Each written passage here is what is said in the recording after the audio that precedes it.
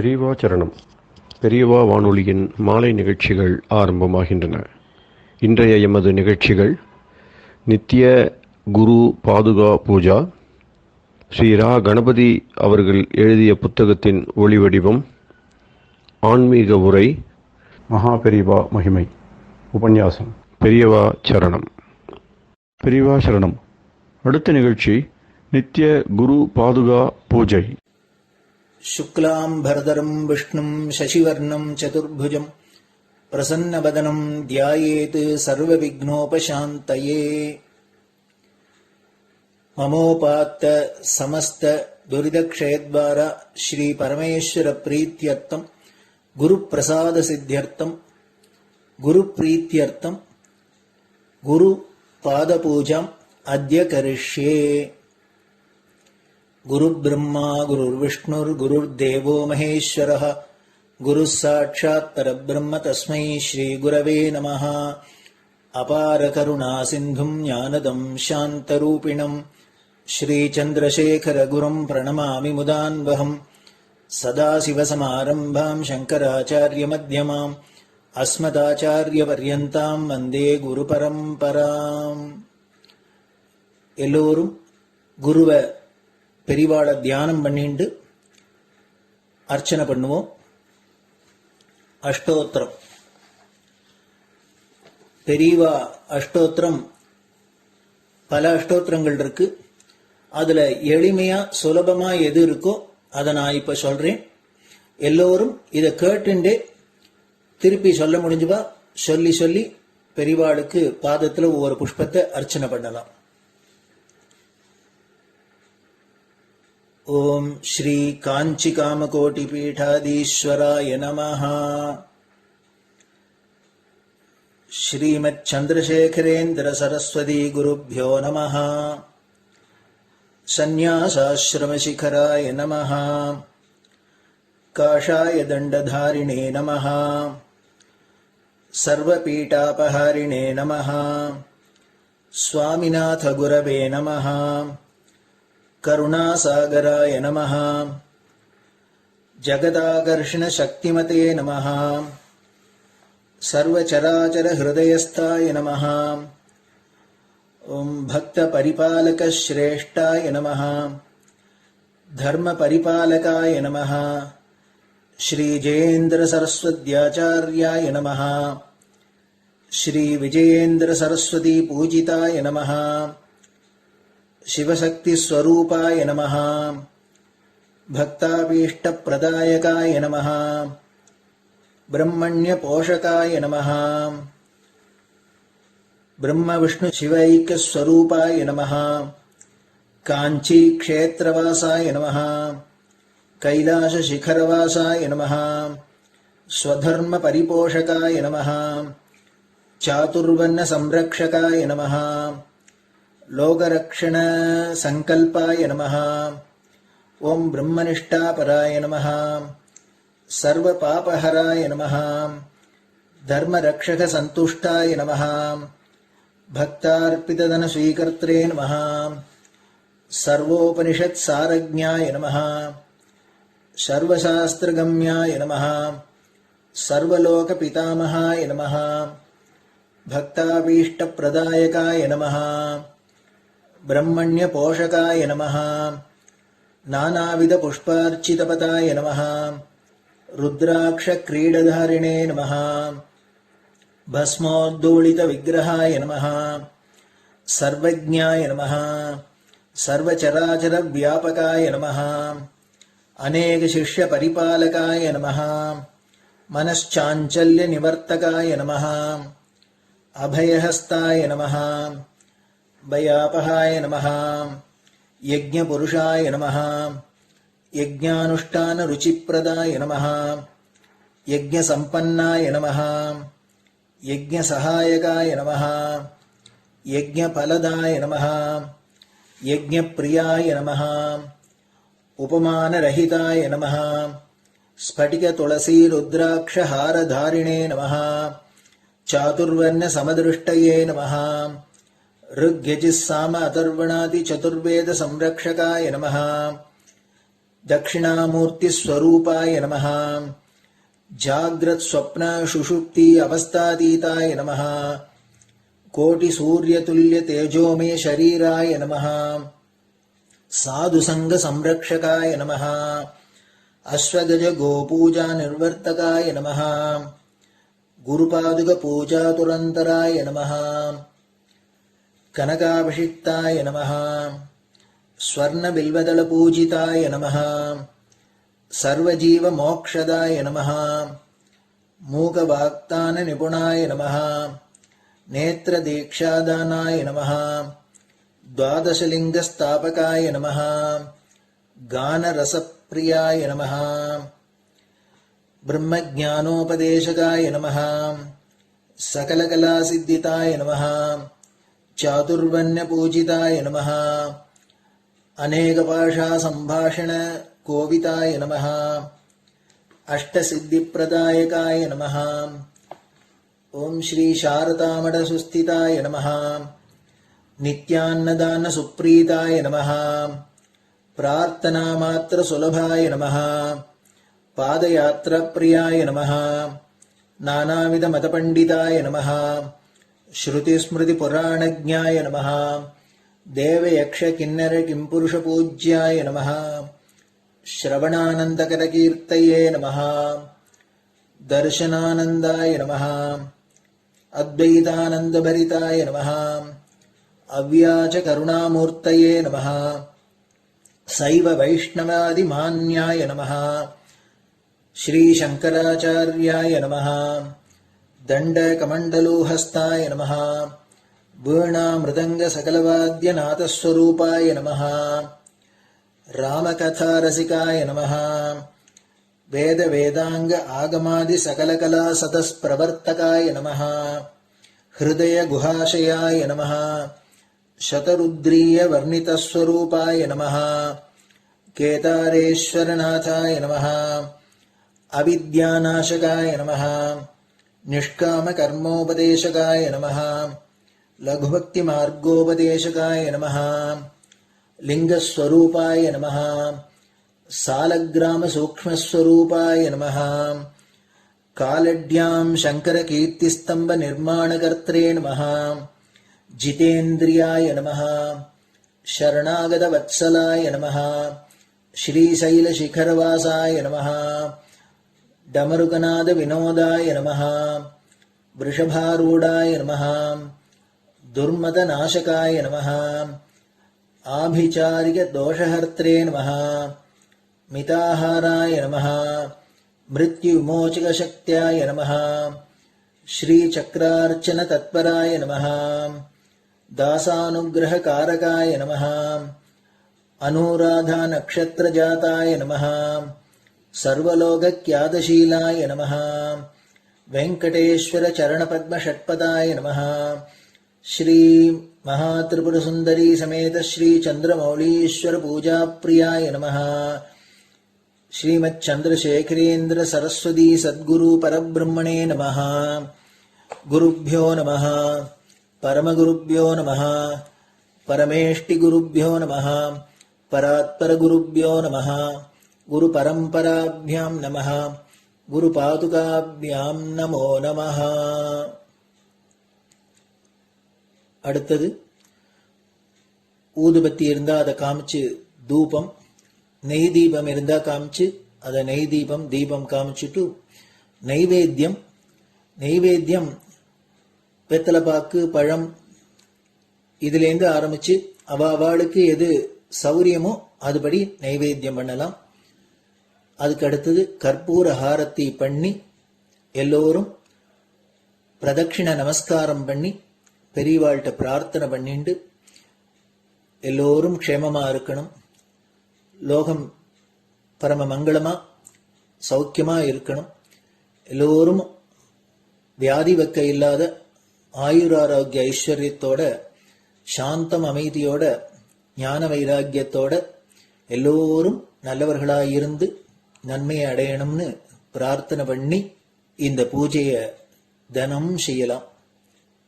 குரு பிரம்மா குருர் விஷ்ணுர் குருர் தேவோ மகேஸ்வரः குரு சாட்சாத் பரபிரம்ம தஸ்மை ஸ்ரீ குரவே நமஹ. அபார கருணா சிந்தும் ஞானதம் சாந்தரூபிணம் ஸ்ரீ சந்திரசேகர குரும் பிரணமாமி முதான்வகம். சதாசிவசமாரம்பாம் சங்கராச்சாரிய மத்யமாம் அஸ்மதாச்சாரிய பர்யந்தாம் வந்தே குரு பரம்பராம். குரு பாத பூஜை நிறைவடைஞ்சது. பெரியவா சரணம். பெரியவா சரணம். பெரியவா வானொலியில் நேயர்கள் அடுத்து கேட்க இருப்பது ஸ்ரீ ரா கணபதி அவர்கள் எழுதிய புத்தகத்தின் ஒளி வடிவம். அளிப்பவர் ஸ்ரீமதி உமா சங்கர் அவர்கள். தேனினும் இனிய சொல்லான் தீச்சுடர் மேனி கொண்டான் ஊனுயிர்க்குயிரதான ஒன்றினைக் கலந்து நின்றான் ஏனினிக் கவலை நெஞ்சே இன்றுனக் அருள் செய்தான் இஞ்ஞானவான் காமகோட்டி நாதனை நம்புவோமே. ஜெய ஜெய சங்கர, ஹரஹர சங்கர. மகா பெரியவாளின் உபன்யாசங்களை ரா கணபதி அண்ணா தெய்வத்தின் குரல் என்ற பெயரில் 7 பாகங்களாக தொகுத்து அளித்ததின் 4ஆம் பாகத்தின் அடுத்த பகுதி. போர் தீர்ந்து அமைதி காண அத்வைத்தம், அபயம், மோக்ஷம், பயம், சம்சாரம். மோட்சஸ்தானம் அபயம் என்பதால் பயம் என்பது எந்த ஸ்தானத்தை குறிக்கும் என்று கண்டுபிடித்து விடலாம். பயமும் அபயமும் ஒன்றுக்கொன்று ஆப்போசிட். அதனால் பயத்தின் ஸ்தானம் மோட்சத்துக்கு ஆப்போசிட்டாக இருக்க வேண்டும். மோட்சம் என்றால் விடுபட்ட நிலை, அதற்கு ஆப்போசிட் கட்டுப்பட்ட நிலை. இதை பந்தம் என்பார்கள். பந்த மோக்ஷம் என்று சொல்வது வழக்கம். லோக வாழ்க்கையான சம்சாரம்தான் பந்தம். சம்சார பந்தம் என்று சேர்த்தே சொல்கிறோம் அல்லவா? அதனால் பயம் என்பது சம்சாரத்தை குறித்துத்தான். இந்த தடவை ஜன்மா வந்துவிட்டது. இந்த ஜன்மா முடிந்து சரீரம் போய்விட்ட பிறகாவது இன்னொரு ஜன்மா, மறுபடியும் சரீரம் என்று வராமல் இருக்க வேண்டும். அதாவது மறுபடி சம்சார பந்தத்தில் சிக்கிக் கொள்ளாமல் விடுபட்டு மோக்ஷஸ்தானம் சேர வேண்டும். செத்த பின் புனரப்பி ஜனனம் வந்து விடுமோ என்பதுதான் பெரிய பயத்துக்குரிய விஷயம். பெரிய பயம் என்று நான் சொன்னதையே பகவான் மகத் பயம் என்று ஒரு இடத்தில் சொல்லி இருக்கிறார். கீதை 2வது அத்தியாயம் 40வது ஸ்லோகம். கர்மயோகம் என்பதாக பலனில் ஆசை இல்லாமல் சாஸ்திரம் விதித்த கர்மாக்களை வழுவர பண்ண வேண்டும் என்று உபதேசிக்க வந்த பகவான் இந்த நிஷ்காமிய கர்மயோகத்தை கொஞ்சம் பின்பற்ற ஆரம்பித்தாலும் போதும், அது பெரிய பயத்திலிருந்து மகதோ பயாத் காப்பாற்றிவிடும் என்கிறார். ஸ்வல்பமப்யஸ்ய தர்மஸ்ய திராயத்தே மகதோ பயாத். காமிய கர்மமாக ஸ்வய ஆசையின் மீதே பண்ணும் கர்மாதான் ஜீவனை சம்சாரத்தில் கட்டி போடுவது. நிஷ்காமிய கர்மமோ இந்த கட்டை அவிழ்த்துக் கொள்ள உதவி பண்ணுவது. ஆகையினால் மகா பயத்திலிருந்து அது காப்பாற்றும் என்று பகவான் சொல்லும் இடத்தில் மகா பயம் என்பது சம்சார பயம்தான் என்று ஆச்சாரியால் பாஷ்யம் பண்ணியிருக்கிறார். நரக பயம், கட்டவிழ்த்து விட்டால் மோட்சம், கட்டிலேயே இருக்க பண்ணுவது என்றால் மறுபடி ஜன்மா எடுத்து சம்சாரத்தில் உழலும்படி செய்வது. செத்த அப்புறம் இப்படி இன்னொரு உடம்பிலே போட்டு கட்டிவிடுவானோ என்ற பயம். இதிலேயே கிளை விடுவதாக இன்னொரு பயம். செத்ததற்கு அப்புறம் நரகத்திலே போய் மகா கஷ்டப்பட வேண்டியிருக்குமோ என்பது. கர்மா மூட்டை சாதாரண தப்புகள் உள்ளதாயிருந்தால் இந்த பூலோகத்தில் மறு ஜன்மா எடுப்பதோடு போகும். இதுவே பெரிய கஷ்டம்தான், சம்சார பந்தம்தான். ஆனதால் பயத்துக்கு காரணமாகிறது. ஆனால் சாதாரண தப்போடு போகாமல் மகா பாபங்களை செய்து நாம் மூட்டை கட்டி கொண்டிருந்தாலோ செத்த விட்டு மறுபடி இந்த லோகத்திலேயே இன்னொரு உடம்பு எடுப்பதற்கு முந்தி இதைவிட ரொம்ப ரொம்ப கஷ்டம் தருவதான நரகலோகத்துக்கு போய் சொல்ல முடியாத சித்திரவதைகள் பட வேண்டும். மனுஷ உடம்பால் தாங்க முடியாத சித்திரவதைகளை தாங்கி அவதிப்படுவதற்காகவே யாதனா சரீரம் என்று ஒன்றை எடுத்துக்கொண்டு நரகத்திலே போய் படாத பாடுபட வேண்டும். ஆகையால் மோட்சத்துக்கு ஆப்போசிட் சம்சாரம் என்றால் அதிலும் ரொம்ப ஆப்போசிட்டாக இருப்பது நரகம். ஆகையினால் பூர்வ சாஸ்திரங்களில் பயங்கரமானது, கஷ்டமானது என்று வருகிற இடங்களில் நரகத்திலே தள்ளுவதையே இவை குறிப்பதாக ஆச்சாரியால் பாஷ்யம் பண்ணுவது உண்டு. மனமே பத்த காரணம். ஏக சத்தியமாக ஆகாமல் துவைத்தமாக இருக்கிற வரையில் இன்னொன்றால் பயம் ஏற்படுகிறது என்று பார்த்தோம். ஏக சத்தியமாக ஆவதுதான் மோட்சம், பரிபூர்ணமாக விடுபட்ட நிலை, வீடு, விடுதலை என்பது. எதிலிருந்து விடுதலை சுவாமிகளே? சம்சாரத்திலிருந்து. இந்த சம்சாரத்தில் எதனால் கட்டுப்பட்டோம்? கர்மாவினால். இது தெரியவில்லையா அப்பா? எதனால் கர்மா பண்ணினோம்? ஆசைகளை பூர்த்தி பண்ணிக் கொள்வதற்காகத்தான். ஆசை எதனால் உண்டாயிற்று? மனஸ் என்று ஒன்று இருப்பதால். மனஸ்தான் இந்திரியங்களின் வழியாக தன் ஆசை பூர்த்திக்கான அனுபவங்களை அநேக காரியங்களின் மூலம் பெறுகிறது. சினிமா பார்ப்பது, வம்பு பேசுவது, கண்ட வஸ்துக்களை தின்னுவது என்று அநேக காரியங்கள். அப்படியானால் சம்சாரத்திலிருந்து விடுதலை என்றால் மனசிலிருந்தே விடுபட வேண்டும் என்றுதானே ஆகும். ஆமாம், அப்படித்தான். மனமற்ற ஆத்மாவின் ஆனந்தம். ஆனால் மனஸ் போய்விட்டால் நமக்கு ஒன்றுமே தெரியாதே. அது போனால் நாமே போய்விட்ட மாதிரிதானே. அப்புறம் மோட்ச ஆனந்தம் என்று ஒன்றை யார் அனுபவிப்பது? இல்லாவிட்டால் மோட்சம் என்பது தூக்கம், மூர்ச்சை மாதிரி எதுவும் தெரியாமல் ஜட்டம் மாதிரி ஆகிவிடுவதுதானா?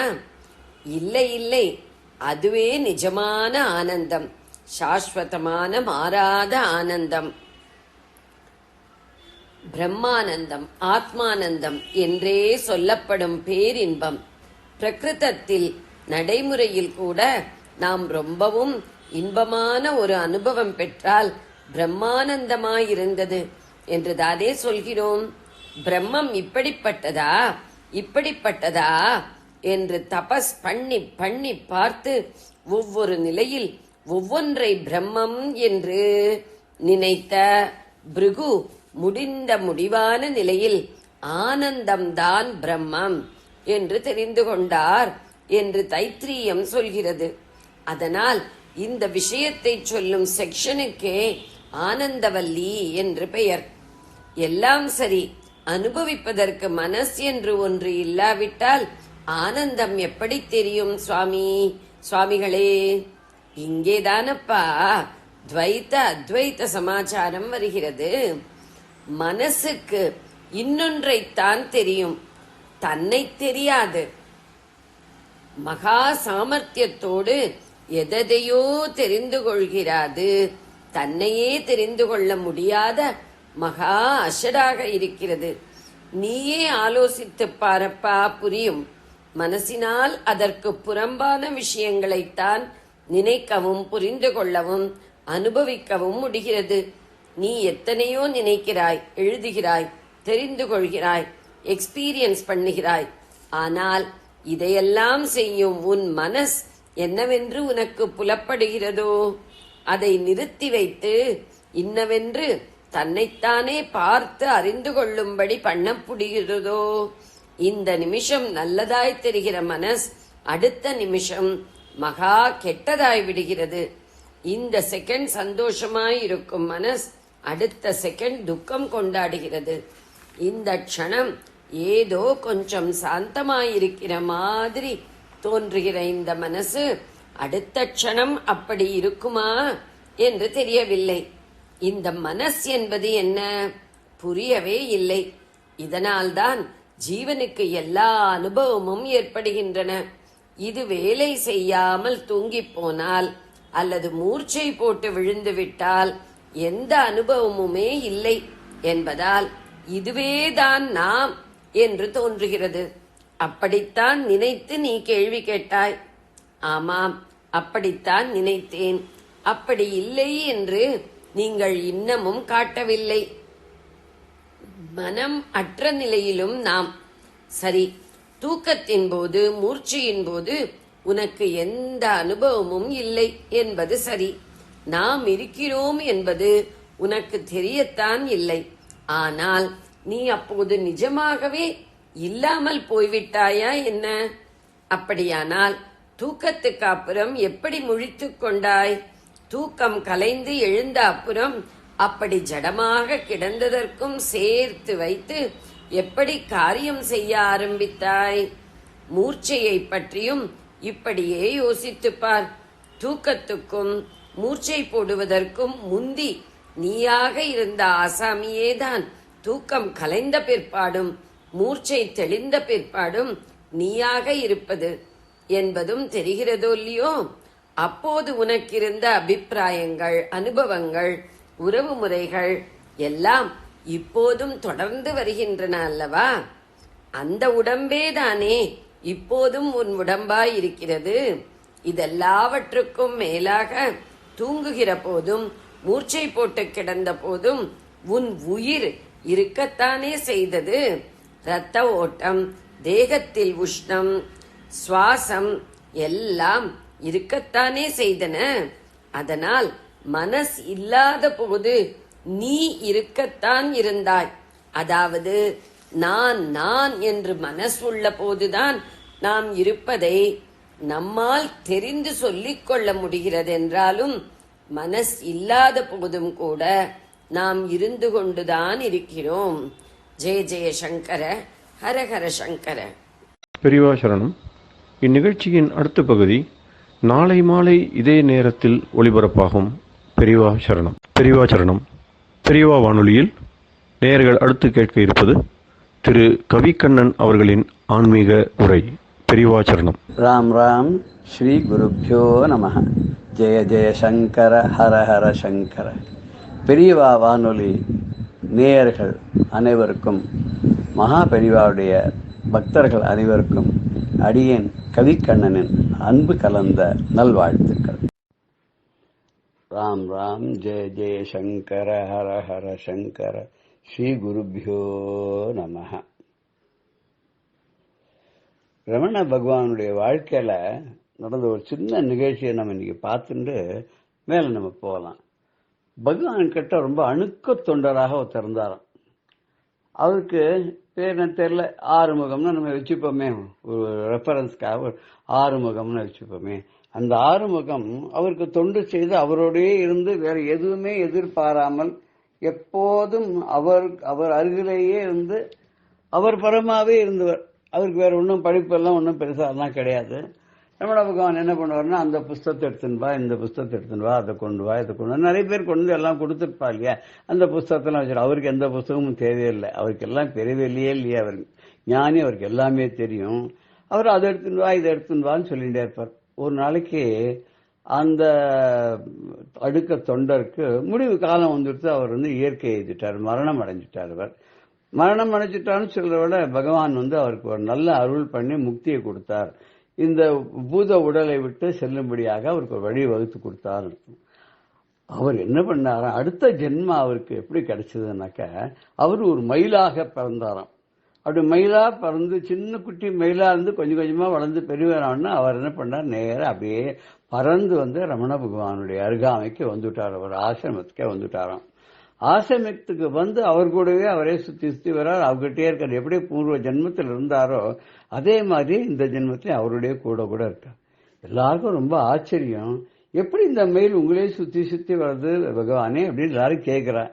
அப்போ ரமணர் சொல்றாராம், இது யாரும் இல்ல, போன பிறவியில என்கிட்ட இருந்தானே என்னுடைய தொண்டனாக அந்த ஆறுமுகம் தான் இப்ப வந்திருக்கான் அப்படின்னு சொல்லிட்டு, இதை பாருங்க ஒரு சின்ன டெஸ்ட்னு சொல்லிட்டு ஆறுமுகா அப்படின்னு கூப்பிட்டோன்னா அது கிட்ட வந்துதான் அந்த மயில். நீ உள்ள போய் இந்த ஒரு பர்டிகுலர் புஸ்தகம் பேர் சொல்லி அந்த புஸ்தகத்தை எடுத்துன்பா அப்படின்னாராம். குடுக்குடன்னு போய் உள்ள போய் அடுக்கி வச்சிருக்கிறது கரெக்டா அந்த புஸ்தகத்தை எடுத்து வந்து கொடுத்துதான் கபின் வந்து.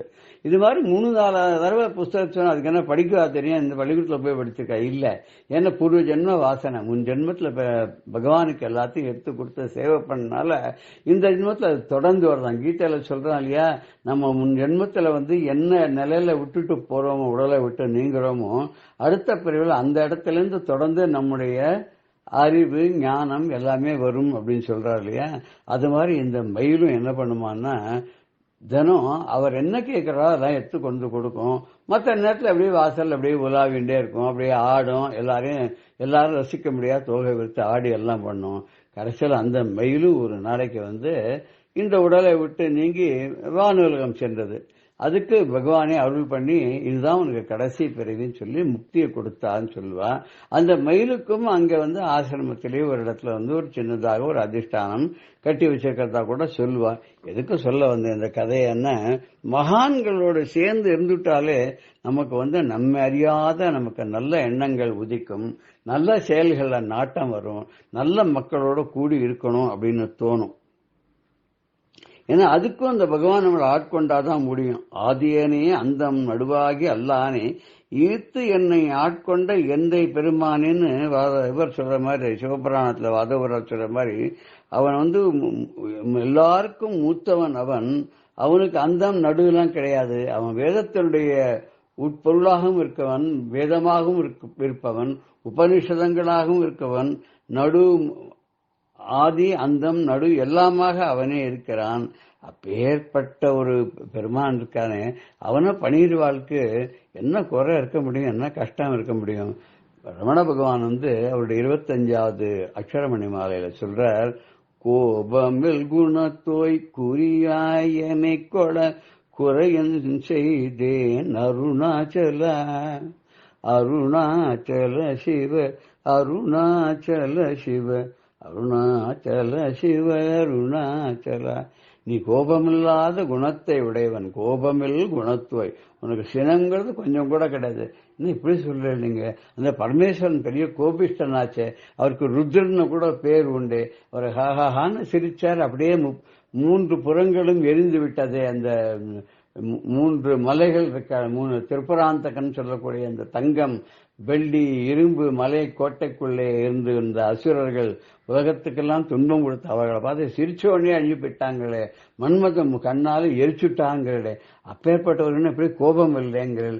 தக்ஷ யாகத்தையே அழிச்சார்னு சொல்றாளே, தக்ஷனுக்கே வந்து தலையை எடுத்துட்டா, அதுக்கப்புறம் வந்து எல்லாரும் கேட்டதுக்காக ஆட்டினுடைய தலையை வச்சார்லாம் சொல்றாளே, அப்பேற்பட்டவன் எப்படி போய் கோபம் இல்லாத, அவர் யார்கிட்ட கோபப்படுவார், கோபம் யார்கிட்ட படணுமோ அப்படிப்பட்டவர் தான் அவருக்கு கோபம் வரும். அவருடைய குணமுள்ள சீலர்களான தன்னுடைய அடியார்கள் கிட்ட அவர் என்னைக்கும் கோபப்பட்டதா சரித்திரமே கிடையாது. அடியார்கள் பொருட்டு அவர் வந்து பல லீலைகளை செய்ததாதான் நமக்கு சரித்திரங்கள்லாம் இருக்கு.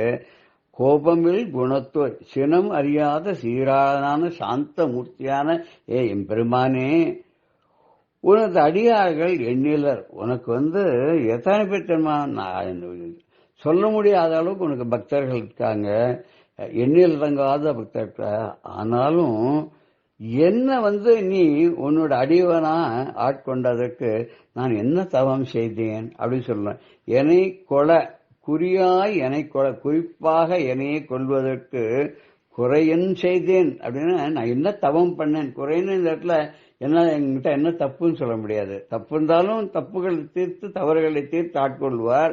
ஆனா இந்த இடத்துல குறை என் செய்தேன்னு நான் என்ன தவம் பண்ணினேன், என்ன நீ வந்து எப்படி ஆட்கொண்டாய, நான் முன் செய்த புண்ணியம் ஏதன்னமே புவியடையும் பூத்தவளேம்பர் அபிராமி பட்டன் சொல்லும்போது,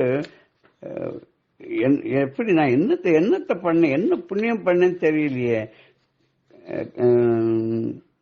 கண்ணியது உன்புகழ் கற்பது உன்னாமம் கசிந்து பக்தி பண்ணியது உன்னிரு பாதாம்புயத்தில் பகலிரவாய் நன்னியது உன்னை நயந்தோர வையத்து நான் முன் செய்த புண்ணியம் ஏது என் நம்மே புவியேடையும் புத்தவளே. இந்த 7 லோகங்களையும் 14 லோகத்தையும் புத்தவளே.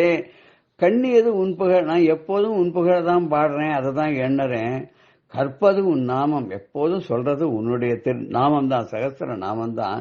கசிந்து பக்தி பண்ணி, மனசு உருகி பக்தி பண்ணது எங்கன்னா உன்னுடைய இரு பாதாம்பயத்தில், உன்னுடைய பாத பத்மங்கள்ல தான் நான் எப்ப பார்த்தாலும் நான் பக்தி பண்ணிருக்கேன். பகலிரவாய் நன்னியது உன்னை ராப்பகலா உன்னைத்தான் நாடி இருக்கேன்னு தவிர நான் வேற எதுவும் பண்ணதே கிடையாது. உன்னை நயந்தோர் அவையத்து, நான் உன்னுடைய பக்தர்களுக்கு அவ கூட்டத்துக்கு நடுவுல தான் நான் போய் இருக்கேன். இப்படிலாம் பண்றதுக்கு முக்கியமான காரணம் என்னம்மா, நீ உன்னுடைய அருள் தானே. இந்த உலகத்தெல்லாம் படைத்த தாயாகிய உன்னுடைய அருள் இருக்கிறதுனால தானே இத்தனைலாம் கிடைச்சது. இத்தனையும் எனக்கு கிடைக்கிறதுக்கு நான் என்ன புண்ணியம் பண்ணினேன் அப்படிங்கிறார். நின்றும் இருந்தும் கிடந்தும் நடந்தும் நினைப்பது உன்னை என்றும் வணங்குவது உன் மலத்தாள் அப்படின்னு வேற சொல்றார். என்னைக்கும் நான் நிக்கிற நிலையிலும் சரி, உட்கார்ந்து இருக்கிற நிலையிலும் சரி, படுத்துட்டு இருந்தாலும் சரி, நடந்தாலும் சரி, என்ன செயல் பண்ணினாலும் சரி, என்ன காரியத்துல நான் ஈடுபட்டு இருந்தாலும் எப்போதும் நினைக்கிறது உன்னதான். உன் உருவத்தை தான் நான் மனசுல பதிச்சு வச்சுட்டு இருக்கேன். என்னென்றைக்கும் வணங்குவது உன்னுடைய திருவடி தாமரைகள் தான். உன்னுடைய திருவடி தாமரைகளை தவிர நான் வேற யாரையும் எதையும் நான் நினைக்கிறதே இல்லை. நீ எப்படி இருக்கேன்னு ஆனந்தமா இருக்க, ஆனந்த வடிவமா இருக்க, என் அறிவாகவும் இருக்க, எனக்கு ஞானம் பெற செய்து என்னுடைய அறிவாகவும் நீ விட்டிருக்கிறாய். நிறைந்த அமுதம்மை, அதாவது அப்படி பொங்கி வழியக்கூடிய அருள் அமுதமாக நீ எனக்கு இருக்கிறாய்.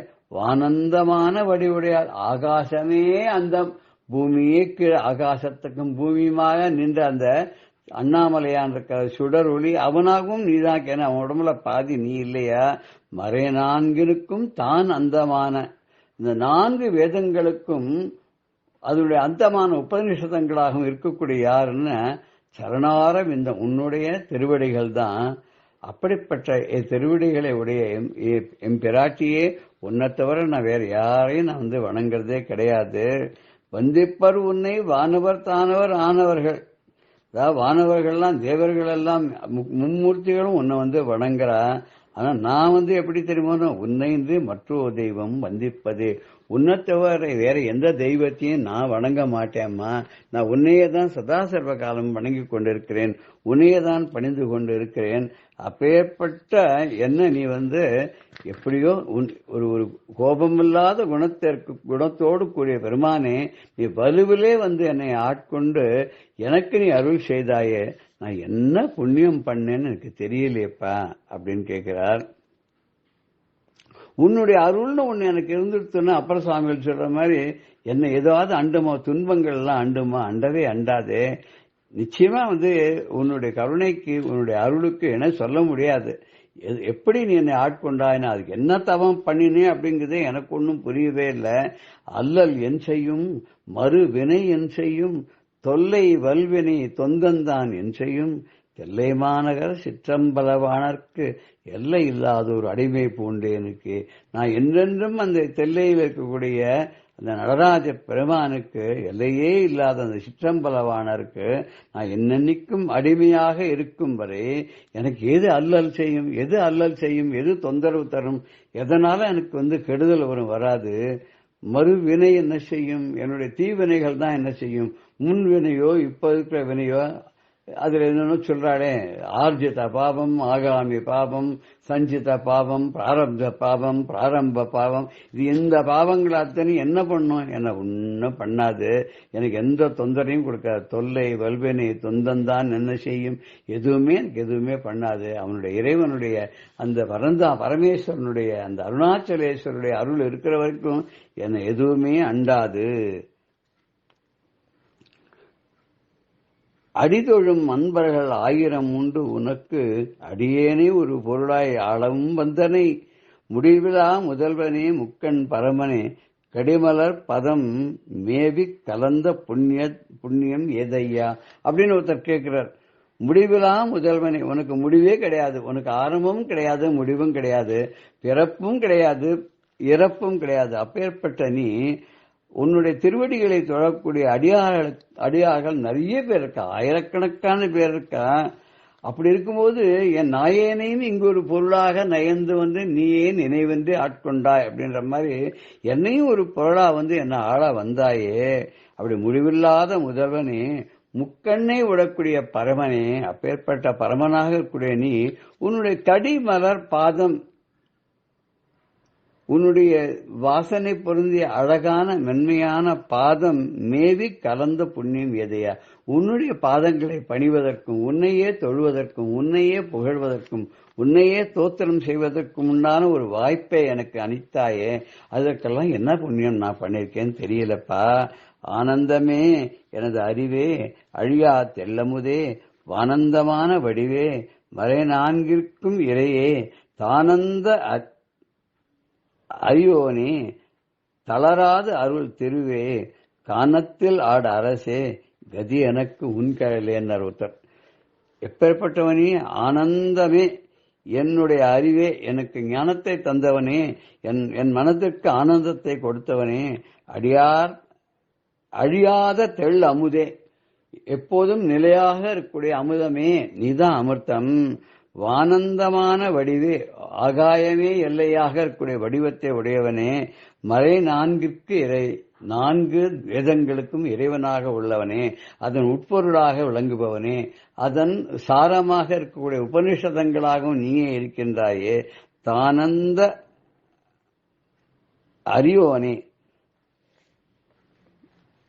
தான் அறிய முடியாத அளவுக்கு அரியவனாக இருக்கக்கூடியவனே, தளராத அருள் திருவே, என்றென்றும் தளராமல் இருக்கக்கூடிய திருவே, திருவேன செல்வமே, என்றென்றும் அழியாத நிலை பெற்றிருக்கக்கூடிய நிலைத்த செல்வமாக விளங்கக்கூடியவனே, கானத்தில் ஆடு அரசே. கானம்னு அந்த திருவெண்காடு, திருவெண்காடு ஸ்வேதாரண்யம் சொல்லுவோம், அரண்யம். அங்கதான் முதல்ல திருவெண்காடுல தான் பகவான் முதல்ல நடனம் ஆடினார் ஒரு சரித்திரம். அதுக்கப்புறம் தான் தில்லையம்பலத்தில் ஆடினதாக சரித்திரம். அந்த திருவெண்காடுல சுவாமிக்கு ஸ்வேதாரண்யம்னு பேர். அந்த ஊர்ல அகோர மூர்த்தி, அழகான மூர்த்தியாக அவர் ஆடுறார். கதி எனக்கு உன் கையிலே, எனக்கு என்றென்றும் கதி நீதான், உன்னுடைய திருவடிகள் தான் அப்படின்னு சொல்றார். பரிவுடையாளருக்கு பொய்யலன் ஈசன் பரிவோடு நின்று பரிசறிவானேன்ற மாதிரி பரிவோடு அவனுடைய அன்பு செலுத்துபவர்களுக்கு அவன் என்றென்றும் எளியவனாக பொய்யற்றவனாக மெய்யனாக இருந்து அருள் புரிவான், காப்பான். அப்பேற்பட்ட பரமனை நாமும் வணங்கி தொழுது மீண்டும் மீண்டும் பிறவாமைக்கு வழிவகுப்போமாக. ஜெய ஜெய சங்கர, ஹர ஹர சங்கர, ஸ்ரீ குருபியோ நம. ராம் ராம். பெரியவா சரணம். இந்நிகழ்ச்சியின் அடுத்த பகுதி நாளை மாலை இதே நேரத்தில் ஒளிபரப்பாகும். பெரியவா சரணம். பெரியவா சரணம். அடுத்த நிகழ்ச்சி மகா பெரியவா மகிமை உபன்யாசம். வழங்குபவர் பிரம்மஸ்ரீ கணேச சர்மா அவர்கள். அபார கருணா சிந்தும் ஞானதம் சாந்தரூபிணம் ஸ்ரீ சந்திரசேகரகுரும் பிரணமாமி முதான்வகம். பெரியவா பண்டர்புரத்தில் இருக்கிறதே இன்னொரு முக்கியமான நிகழ்ச்சி. பாம்பேயில் அனந்தராமன் அப்படின்னு ஒரு பக்தர், அவளுக்கு பாலக்காடு, அவரோட மனைவி, இவா 2 பேரும் எப்பொழுதும் அடிக்கடி பெரியவா தரிசனத்துக்கு வருவா. பெரியவாள்கிட்ட ரொம்ப பிரியம், பெரியவா எதை சொன்னாலும் கேட்பா. அப்படி இருக்கிற இவா எப்பொழுதுமே வருஷா வருஷம் பெரியவாளோட குரு பரமகுரு ஆராதனைக்கெல்லாம் வாழைக்காய், நேந்திரம்பழம், அந்த ஏலக்கிங்கிற அந்த பழம், வாழைப்பழம், இது மாதிரிலாம் கதலி இதெல்லாம் கொண்டு வருது அப்படின்னு ஒரு பெரிய கைங்கரியெல்லாம் பண்ணியிருந்தா. பல சந்தர்ப்பங்களில் எல்லாருமே 2 பேரும் சேர்ந்து தான் தரிசனம் பண்ணுவா. பண்டரிபுரத்தில் பெரியவா இருக்கிறதே ஒரு நாளைக்கு இந்த அனந்தராமன் வந்தவர் ஒரு மஞ்ச துணியில ஒரு பெரிய மூட்டை, அந்த மஞ்ச துணியில ஒரு மூட்டையை கொண்டு வந்தார். இந்த நமஸ்காரம் பண்ணினவர் ஏந்திருக்காத குலுங்கி அழுதுண்டே இருக்கார். ஏகாம்பரம்னு கைங்கரியம் என்றவர் அவர் பார்த்தாரு, என்ன நமஸ்காரம் பண்ணிட்டு அழுதுன்னு இருக்காரு, அவர் அப்படி எப்படிலாம் பார்த்தது இல்லையே அப்படின்ட்டு. உடனே அவர் கேட்டார், இன்னும் நீங்கள் மட்டும் வந்திருக்கள், மாமி வரலையா அப்படின்னு. இதையும் கேட்டோன்னா அவர் இன்னும் ஜாஸ்தி அழவே ஆரம்பிச்சுட்டார். உடனே பார்த்து இந்த பெரியவா சொல்ற, அவரை ஏந்திருக்க சொல்லும், முதல்ல உட்கார சொல்லும் அப்படின்னா ஆசுவாசப்படுத்திக்க சொல்லும். உடனே அவர் ஏந்துன்னு உட்காண்டார், ஆசுவாசப்படுத்தின்றார். என்ன ஏதுன்னு பெரியவா விசாரிச்சா அவர் சொன்னார், அவரோட சம்சாரத்துக்கு திடீர்னு உடம்பு சரியில்லாத போயிடுத்து, பல வைத்தியங்கள் பண்ணித்து, ஆனால் கடைசியில் என்ன தெரிஞ்சுது அப்படின்னா அது கேன்சர்னு சொல்கிறா. அதனால் ரொம்ப நிலகுலைஞ்சு போயிட்டோம், என்ன பண்ணுறதுன்னு தெரில. அவளானா தன்னோட திருமங்கல்யத்தை தவிர உடம்புல போட்டுன அத்தனை நகையும் கழட்டி வச்சுட்டா, கழட்டி இந்த மஞ்சள் துணியில் முடிஞ்சு வச்சுருக்கா. இதை அப்படியே கொண்டு பெரியவா பாதத்தில் அர்ப்பணம் பண்ணிட்டு பிரார்த்தனை பண்ணிக்க சொன்னா, பெரியவா எப்படி பண்ணுறாளோ அனுகிரகம் பண்ணுறாளோ பண்ணட்டும். ஆனால் கேன்சர்னு பெரிய வியாதின்னு சொல்கிறா, என்னன்னு தெரியல, அப்படி ஒரு பிராரப்தம் இருக்குது. அதனால் எல்லாத்தையும் தான் உடம்புல இருந்த அத்தனை நகையும் கேட்டு திருமங்கலை தவிர இங்கே பெரியவாளுக்கு காணிக்கையாக கொடுத்தாச்சு, பெரியவா தான் அனுகிரகம்னும் கருணை பண்ணணும் அப்படின்னு பிரார்த்தனை பண்ணிக்க சொன்னால், அதனால தான் கொண்டு வச்சுருக்கேன், இதெல்லாம் அவளோட நகை தான் அப்படின்னு இந்த மஞ்சள் துணியில் மூட்டையில் இருந்தது சொல்லி அழுதார். இதை கேட்டு வாழ்க்கெல்லாம் ஒரு மாதிரி ஷாக்காகிடுது. நாம் ஏதோ எதேச்சியாக மாமி வரலையான்னு கேட்க போக பின்னால் இவ்வளோ ஒரு பெரிய விஷயம் இருக்கே, அவர் பாவம் சிரமப்படுறாரு, நல்ல மனுஷன், அவளுக்கு இப்படி ஒரு கஷ்டம் வந்துடுத்தே அப்படின்னு. நீ பெரியவா அமைதியாக இருந்தால் அவருக்கு அனுகிரகம் பண்ணா, கவலைப்படாத பயப்படாத அப்படின்னு அவருக்கு அபயப்பிரதம் பண்ணிவிட்டு உடனே என்ன பண்ணால் இந்த மூட்டையை அவரையே எடுத்துன்னு போய் சொல்லும், ஆற்றுல பூஜையில் சுவாமிகிட்ட வச்சுக்க சொல்லும், அப்புறம் நான் சொல்கிறேன் சமய வார்த்தையை அதை நான் உபயோகப்படுத்திக்கலான்னு சொல்லும், ஆற்றுல கொண்டு வச்சுக்க சொல்லும், கவலைப்பட வேண்டாம் பயப்பட வேண்டாம்னு சொல்லும் அப்படின்னு சொல்லி பிரசாதம் கொடுத்து அனுப்பிச்சிட்டா. அவரும் இந்த மூட்டையை எடுத்துன்னு போயிட்டார். என்ன ஆகியிருக்கும் அப்படின்னா, அதுக்கப்புறம் ஒரு மாதத்துக்கு மேலே ஆகிடுது. ஒரு மாதம் கழித்து என்ன பண்ணால் காஞ்சிபுரத்தில் பாடசாலை, நம்ம மடத்து பாடசாலை இருக்குது, இந்த பாடசாலையில் சாமவேதம் படிச்சுட்டு 2 பசங்க, சுவாமிநாதன் வெங்கடேசன் அப்படின்னு, அந்த 2 குழந்தைகள் என்ன பண்ணால் பண்டரிபுரத்தில் பெரியவா தரிசனத்துக்கு வந்தா. எதுக்குன்னா அவளுக்கு ஒரு அக்கா தங்க 2 பேர் சகோதரிகள், இவா 2 பேருக்கும் கல்யாணம் நிச்சயம் பண்ணியிருக்கா. கல்யாணம் நிச்சயம் பண்ணியிருக்கு. ஒரு கல்யாணம் பண்ணுறதே பெரிய கஷ்டம், 2 கல்யாணம் வேற நிச்சயம் பண்ணியாச்சு, ஏதோ வந்தது அமைஞ்சு கொடுத்து 2 கல்யாணத்துக்கும் எல்லாம் பண்ணி கல்யாணம் பண்ணி கொடுக்கணும், பெரியவா அனுகிரகம் பண்ணணும் அப்படின்னு ஒன்று பெரியவா என்ன பண்ணால் ஏகாம்பரத்தை கூப்பிட்டா. பம்பாயிலேருந்து அனந்தராம வந்தானே ஞாபகம் இருக்கா, அவன் மூட்டை நகையெல்லாம் கொண்டு வந்தான், அவாத்தில் இருக்குது, நீ ஒன்று பண்ணு, இந்த குழந்தைகளை 2த்தையும் அழிச்சுன்னு போ, அங்கே அனந்தராமன்ட்ட சொல்லி அதில் இருக்கிற நகையை 2ஆக பிரிக்க சொல்லி அவள் 2 பேருக்கும் கொடுக்க சொல்லும். அந்த 2 குழந்தைகளுக்கும் அவளுக்கு இந்த கல்யாணத்துக்கு, அக்கா கல்யாணம் தங்கை கல்யாணங்கிற அந்த 2 கல்யாணத்துக்கும் ஆளுக்கு பாதி பாதியாக கொடுக்க சொல்லும் அப்படின்னு. உடனே இவர் இது மாதிரி அவரை சொல்லி அனுப்ப உடனே என்ன விட்டார், இந்த பசங்களையும் அழிச்சுன்னு அனந்தராம வந்துட்டார் நகையோட. வந்து பெரியவா சன்னதியில் இந்த நகையை 2ஆக பிரித்து இந்த 2 குழந்தைகளுக்கு கொடுத்து அவள் போய் கல்யாணம் பண்ணிக்க சொல்லி அந்த அவளோட சகோதரிகளை கல்யாணம்லாம் பண்ணி அனுகிரகம் பண்ணினா, அந்த குழந்தைகள்லாம் எதிரே பார்க்கல. ஏதோ பெரியவாள்கிட்ட வந்து பெரியவா என்ன பண்ணா எப்பொழுதும் திருமங்கல்யம் புடவை கூறப்புடவை திருமங்கல்யம் எல்லாம் கொடுக்கறதுங்க மடத்துல சம்பிரதாயம். அது இல்லாதவா பாவம் சிரமப்படுறவாளுக்கு எல்லாம் கொடுக்கணும்னு ஒரு நியமம் வச்சுன்னு இருக்கு. இது மாதிரிலாம் வேற எங்கேயாவது நடக்குமா தெரியல. இப்படி ஏழைகளுக்கு அப்படின்னு ஒரு மடம், இந்த காஞ்சிகாமகோடி பீடம் அப்படி பண்ணின்னு இருக்கிறதுனால அவள் வந்து இது மாதிரி ஏதாவது கொடுப்பாளாக்குன்னு நினச்சிட்டா, இங்கே என்னடான்னா ஒரு மூட்டையில் நகை.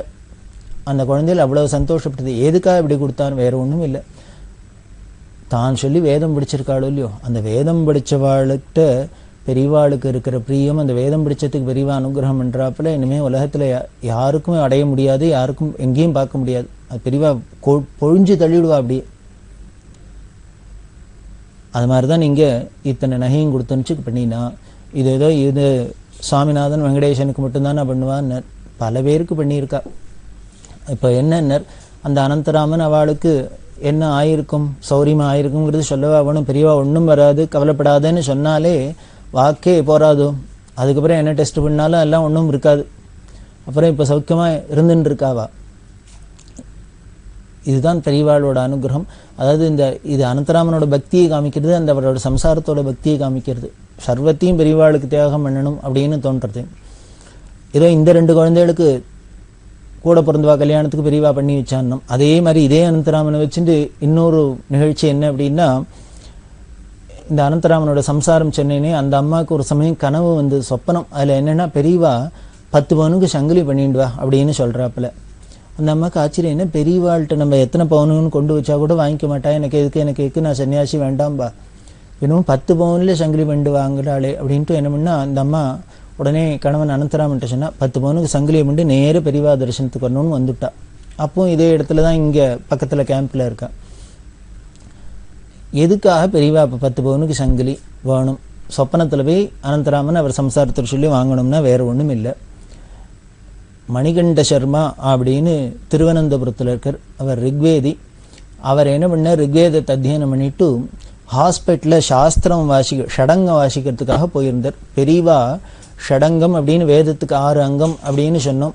வேதம்ங்கிறது மூச்சு உயிர், அதுக்கு அங்கங்கள் இந்த 6 அங்கம் ஷடங்கம் இந்த ஷடங்கத்துல படிச்சவா ஒருத்தர் இருந்தார். அவர் போயிட்டார்னா அப்புறம் ஷடங்கம்ங்கிற சொல்லித்தரத்துக்கு ஆள் இருக்காதுங்கிறதுனால என்ன பண்ணா, ருக்வேதத்தில் 2 பேர், யஜுர்வேதத்தில் 2 பேர், சாமவேதத்தில் 2 பேர் அப்படின்னு ஒரு 5-6 பேரை செலக்ட் பண்ணி இந்த ஹாஸ்பிட்டல் போய் இந்த கர்நாடகாவில் அந்த வாத்தியார்ட்ட இருந்து கத்துண்டு வர சொன்னா. அதுல ஒண்ணு இந்த ரிக்வேதத்துல போனவர் இந்த மணிகண்ட சர்மா. இப்ப திருவனந்தபுரம் அந்த மணிகண்ட சர்மாவோட சகோதரிக்கு கல்யாணம், சிஸ்டருக்கு கல்யாணம்.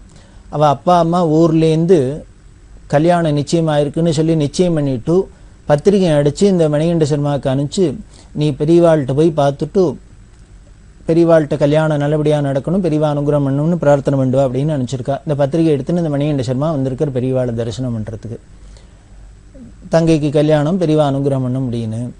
இது ஏழை குடும்பம், பெரியவா தான் எல்லாம் பண்ணணுங்கிறது எல்லாருக்கும் தெரிஞ்ச விஷயம். அந்த சமயத்தில் தான் இந்த அனந்தராமன் அவர் சம்சாரத்துக்கு சொப்பனம் வந்து அவள் சங்கிலியோடு வந்திருக்கா. வந்தால் உடனே பெரியவா சொன்னால் அந்த அனந்தராமன்ட்டையும் அப்புறம் லைப்ரரி சுப்பிரமணியர் அப்படின்னு ஒரு பக்தர் நிறைய கைங்கரியம் பண்ணியிருக்கிற மடத்துக்கு அவரும் வந்திருக்கார். உடனே பெரியவா சொன்னால், இந்த குழந்தை நான் சொல்லி ஷடங்கம் படிச்சுட்டு இருக்கான், இவனோட சகோதரிக்கு கல்யாணம் மாதிரி எங்கேயோ திருநெல்வேலி பக்கத்தில் எங்கேயோ ஒரு இடத்துல ஊரில் நடக்கிற அந்த ஊரை சொல்லி நீங்கள் என்ன பண்ணு, இப்போ 3 பேருமா போங்க, இந்த குழந்தைய அழிச்சுன்னு போங்கோ. அதாவது அனந்தராமன் அவர் சம்சாரம், இந்த லைப்ரரி சுப்பிரமணியம், இவா 3 பேருமா இந்த குழந்தை மணிகண்ட சர்மாவையும் அழிச்சுட்டு நேராக ஊருக்கு போங்கோ. அவள் அப்பா அம்மாட்ட சொல்லி இந்த நகையும் எடுத்துன்னு போ, சங்கிலியும் எடுத்துன்னு போ, எல்லாத்தையும் எடுத்துன்னு போய் அவள் கல்யாணத்தை பண்ணி வச்சுட்டு வரணும் அப்படின்னு அனந்தராமனுக்கு உத்தரவு. ஒரு செலவு வைக்கப்படாது அவளுக்கு. நீங்கள் அந்த குழந்தைகளோட கல்யாணத்தை பண்ணி வச்சுட்டு திரும்பி எங்கிட்ட வந்து எல்லாம் நல்லபடியானது எப்படின்னு சொல்லிவிட்டு அப்புறம் நீ பம்பாய்க்கு போகணும் அப்படின்னு. இவாளை அந்த குழந்தைய அனுப்பிச்சு அவள் அப்பா அம்மாவுக்கு இதை எதிர்பார்க்கல. பெரியவாள்கிட்ட போய் பத்திரிகை வச்சுட்டு பெரியவானுங்க நல்லபடியாக நடக்கணும் அப்படின்னு கவலைப்பட்டு இருக்கா. சொன்னால் பெரியவா என்ன பண்ணா, ஆளையே அனுப்பிச்சிட்டா. அனுப்பிச்சு சும்மா இல்லை, 10 பவுன் சங்கிலி எங்கிலி நகை நட்டோட எல்லாத்தோடையும் அனுப்பிச்சு அவளுக்கு ஒரு செலவும் இல்லாத அத்தனை செலவையும் பார்த்துட்டு அவள் பண்ணி வச்சுட்டு போனா அப்படின்னா அதுதான் ஆச்சரியம்.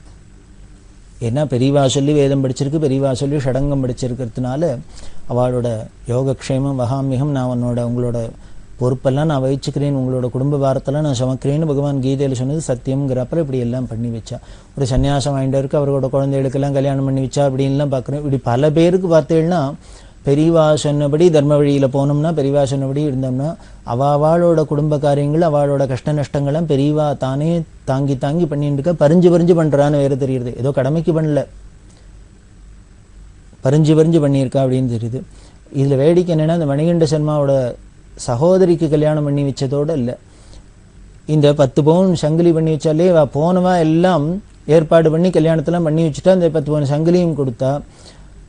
சங்கிலியும் கொடுத்தாக்க அவள் என்ன பண்ணா, திரும்பி வந்து சொன்னா, இது மாதிரி எல்லாம் ஆயிடுத்து, இந்த சங்கிலியை என்ன பண்ணுறதுன்னு தெரியல அப்படின்னா பெரியவா சொன்னா, இதை அப்படியே விற்று காசை கொண்டு அந்த குடும்பம் யார் கல்யாணம் பண்ணிக்காலும் அவள் மேலே டெபாசிட் பண்ணிவிடும், நாளைக்கு அவளை குழந்தை பிறந்ததுனாக்கா அந்த கல்யாணத்துக்கு உபயோகமாக இருக்கட்டும் அப்படின்னு.